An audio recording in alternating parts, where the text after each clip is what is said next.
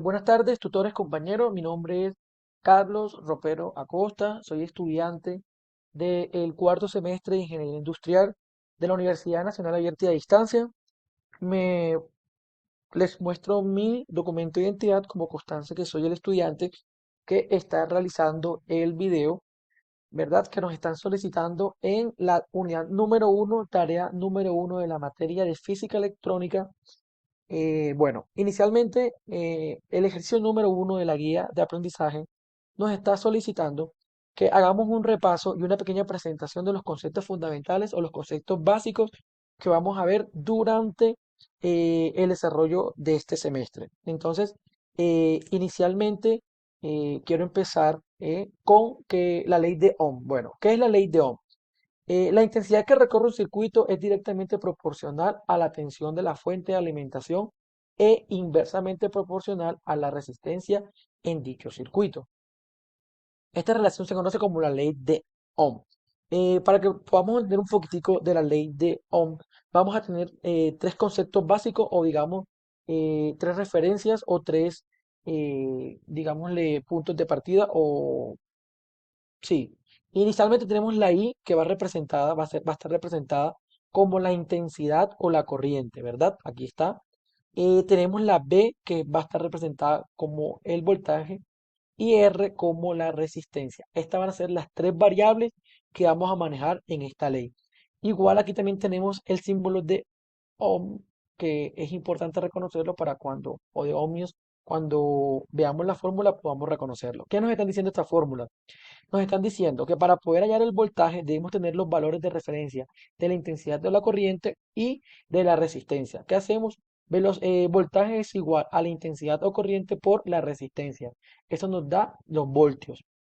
La intensidad o la corriente, ¿cómo la ubicamos? Con los valores de referencia de voltaje y resistencia. Aquí nos da en amperios y la última fórmula que es la de resistencia la podemos hallar con el voltaje dividiéndolo con la intensidad o la corriente. Esto es, nos da en osmio. Para que nosotros podamos entender un poco de lo que nos estamos hablando, yo conseguí una referencia bibliográfica o conseguí un ejemplo muy sencillo donde podemos decir, por ejemplo, la plancha de ropa, una estufa de resistencia o la que le decimos estufa eléctrica o un calentador eléctrico son artículos totalmente resísticos. Es decir, funcionan con el principio de la ley de Ohm, aplicando un voltaje a una resistencia que emite calor. Entonces, eso es como una explicación básica de lo que es la ley de Ohm. Eh, Después de esto, pasamos a la ley de voltaje de Kirchhoff, ¿verdad? Aquí tenemos una gráfica y podemos decir, bueno, listo. Todas las corrientes que entran y salen de un nodo o nodo en un circuito eléctrico están relacionadas entre sí por la ley de las corrientes de Kirchhoff. La ley dice así, la suma algebraica de todas las intensidades que llegan a un nudo es igual a la suma algebraica de todas las intensidades que salen del nudo. En la ley del voltaje de Kirchhoff vamos a encontrar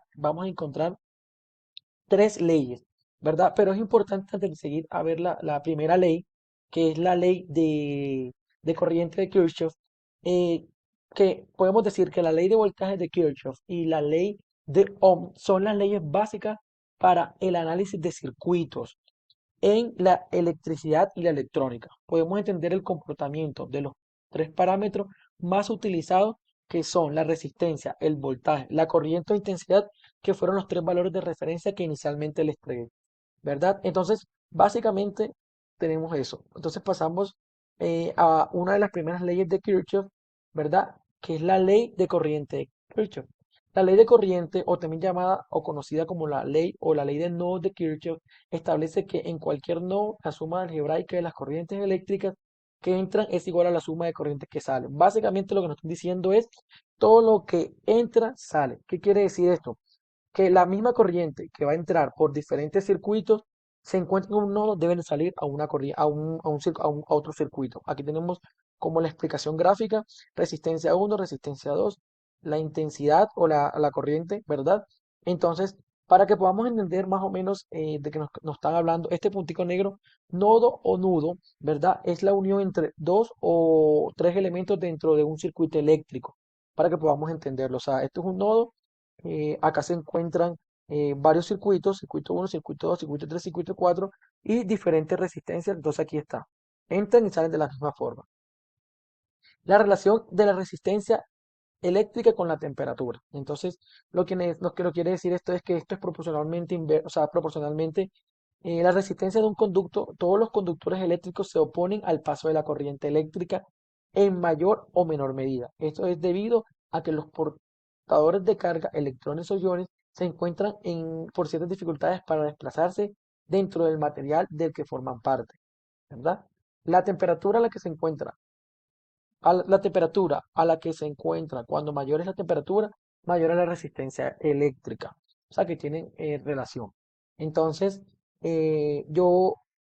inicialmente a mí me tocó, yo soy el estudiante 2 según la asignación del tutor y del cuerpo de docentes de física electrónica, yo soy el estudiante 2. O sea, eh, la pregunta problemática o la pregunta problema que me tocó a mí, ¿qué es un material ómico y cuál es la importancia en la industria? Entonces, es aquel en el cual existe una relación lineal entre la tensión que se le aplica y la corriente que lo atraviesa. Es ómico si el voltaje entre sus extremos es directamente proporcional a la intensidad de la corriente que circula por él, ¿verdad?